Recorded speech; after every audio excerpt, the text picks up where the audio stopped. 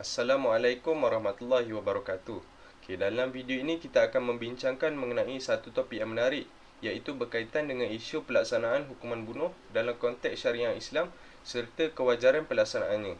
Okay, seperti yang kita tahu, dalam dunia ini terdapat dua kaedah pelaksanaan hukuman bunuh, iaitu yang pertama secara syariah, yang mana ia kebanyakannya dilaksanakan di kebanyakan negara-negara di Timur Tengah termasuk Arab Saudi dan di Mesir. Dan kaedah kedua ialah melalui konvensional, yang mana ia kebanyakannya dilaksanakan di negara-negara di seluruh dunia termasuk di Malaysia sendiri. Pertikaian mengenai isu pelaksanaan hukuman bunuh ni sebenarnya dah lama dah berlaku. Ada setengah orang berpendapat bahawa pelaksanaannya perlu diteruskan dan ada juga sebaliknya. Okey, jadi tanpa membuang masa lagi, jom kita dengar ulasan dan kupasan daripada 4 orang student Al-Azhar Mesir mengenai isu ini. Islam sangat menitik beratkan soal pemeliharaan nyawa, kerana dengan nyawa manusia dapat menjaga agamanya. Manusia tidak boleh mengambil nyawa manusia yang lain.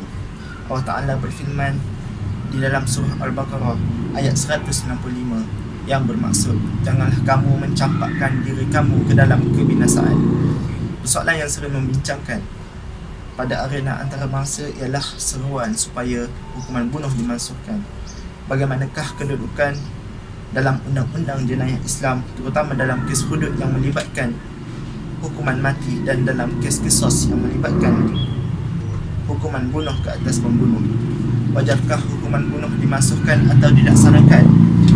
Saya berpendapat bahawa hukuman bunuh dalam undang-undang jenayah Islam tidak boleh dimasukkan kecuali dalam kes kisos, iaitu hukuman bunuh boleh diganti dengan bayaran diyat, seperti yang telah difirmankan oleh Allah Ta'ala di dalam surah Al-Baqarah ayat 178.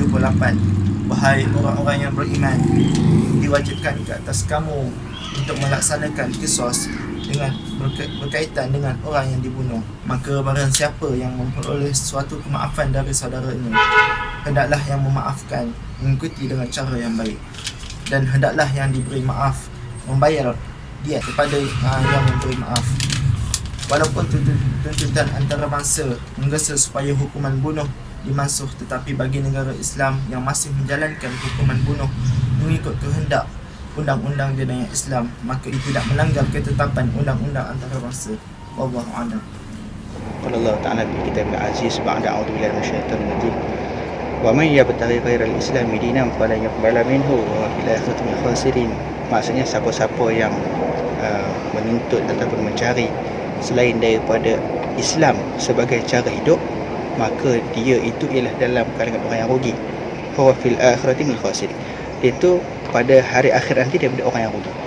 Jadi berdasarkan syariat Islam terhadap hukum bunuh tersebut, kita tengok dalam negara-negara di seluruh dunia ni, banyak negara yang melakukan hukuman bunuh, kan? Tetapi adakah dia menepati kaedah syarak, kaedah Islam? Kita tengok pada negara kita, Malaysia, kan, mereka melakukan hukuman bunuh gantung sampai mati. Ini tidak bertepatan dengan kaedah syarak. Dan kaedah syarak ialah kalau dia disabitkan hukuman bunuh, maka perlu dipancung, kecuali yang tadi rejam lah. Adapun bagi yang lain, yang telah dijatuhkan hukuman bunuh, perlu pancung leher. Itu kaedah syarak. Dan pancung ni dia tidak merasai sakit, berbeza dengan gantung. Kalau hukuman gantung, pesakit akan merasai sakit. Akan tetapi syariat Islam dengan hukuman pancung, dia tidak merasai sakit. Jadi sebaiknya cara mandatori mati di negara kita ni perlulah diubah, kan. Cuma cara tu mungkin perlu secara beransur-ansur, dengan tengok kepada perlembagaan macam mana, kan. Kalau perlu dipinda. Kerana apa? Kerana kalau kita ikut cara hidup selain daripada Islam, kita ni rugi. Pada pandangan saya, tiada kontradik yang berlaku antara penerapan hukuman bunuh di Malaysia dengan syariat Islam dari aspek jenis kesalahan. Maknanya kesalahan-kesalahan yang dihukum pada undang-undang Malaysia adalah sama yang telah digariskan oleh Islam, kesalahan-kesalahan bunuh. Namun sebaiknya pelaksanaan yang dilaksanakan oleh kerajaan Malaysia perlu dibaiki atau ditambah baik, kerana hukuman Islam ni sifatnya bersifat mendidik dan mengajar pesalah dan masyarakat sekeliling, bukan semata-mata menghukum. Jadi persoalan wajarkah hukuman mati yang sedia ada di Malaysia dikekalkan atau ditambah baik? Hukuman tersebut wajar dikekalkan, namun teknikal pelaksanaan dia perlu ditambah baik sesuai dengan ajaran Islam. Wallahualam.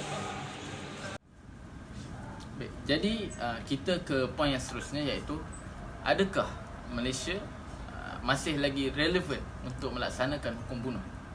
Jadi kita boleh tengok pada beberapa poin yang Ana akan sebutkan, iaitu yang pertama, Malaysia adalah satu negara Islam yang mana agama Islam adalah agama persekutuan bagi negara kita, iaitu negara Malaysia. Dan negara Malaysia juga ialah mempunyai majoriti rakyatnya yang Muslim, yang beragama Islam. Seterusnya, kalau kita tengok statistik jenayah seperti murtad, yang mana murtad dalam Islam mesti dihukum dengan hukuman bunuh. Kita tengok bagaimana rakyat Malaysia, segelintir rakyat Malaysia masih lagi berani untuk mengumumkan ataupun mewar-warkan bahawa dia itu murtad. Dan yang ketiga, begitu juga dengan kes mati akibat dilanggar pemandu mabuk. Kalau kita tengok dalam Islam, bagaimana Islam mengajar bahawa membunuh boleh juga dibalas balik dengan bunuh. Jadi kalau dalam kes pemandu mabuk, kita boleh hukum pembunuh yang mabuk tersebut dibunuh dengan hukuman qisas yang ada dalam Islam. Jadi tambahan jugalah, sebagai tambahan, kita tengok juga bagaimana hukuman bunuh ni sebenarnya dia tidak melanggar undang-undang daripada sudut antarabangsa. Kalau kita tengok, ia selaras dengan perkara 6 Konvenen Antarabangsa Hak-Hak Sivil dan Politik ICCPR 1966, selaras dengan undang-undang tersebut, maka ia tidak melanggar hukuman bunuh ini dengan peraturan antarabangsa. Jadi dalam pelaksanaan perlu juga kita fahami, sebenarnya dalam pelaksanaan hukuman bunuh ni bukanlah mudah-mudah. Jadi perlu kita lihat pada beberapa aspek. Yang pertama, sebelum kita menjatuhkan hukuman bunuh terhadap seseorang, perlunya ada bukti dan keterangan yang jelas tanpa ada sedikit pun syubhah. Jika ada syubhah, maka peringkat hakim ataupun imam boleh menolak terus tuduhan tersebut dan tidak dijatuhkan hukuman bunuh ke atas yang tertuduh lah. Dan yang kedua, mesti berlaku ke atas kes-kes yang berat. Kita tidak boleh menjatuhkan hukuman bunuh terhadap kes-kes yang ringan. Jadi kalau kita tengok sendiri dalam Islam, hukuman yang dijatuhkan dengan hukuman bunuh seperti murtad, pengkhianatan terhadap agama, membunuh. Jadi ini adalah kes-kes yang berat dan tidak melanggar daripada sudut undang-undang antarabangsa itu sendiri. Jadi sekian, itu sajalah kongsian daripada Ana. Wallahu taala alam. Assalamualaikum warahmatullahi taala wabarakatuh. Okey, daripada ulasan-ulasan mereka dapat kita simpulkan bahawa hukuman-hukuman yang telah disyariatkan oleh Allah seperti hudud dan qisas tidak boleh diabaikan kerana ia merupakan perintah Allah yang wajib kita laksanakan. Bagi hukuman-hukuman secara konvensional seperti gantung sampai mati, ia perlu dikaji semula pelaksanaannya. Okey, jadi pihak kerajaan Malaysia perlulah mengambil inisiatif dengan mengkaji atau menggubal undang-undang supaya pelaksanaan hukuman bunuh yang ada di Malaysia ini selaras dengan syariat Islam.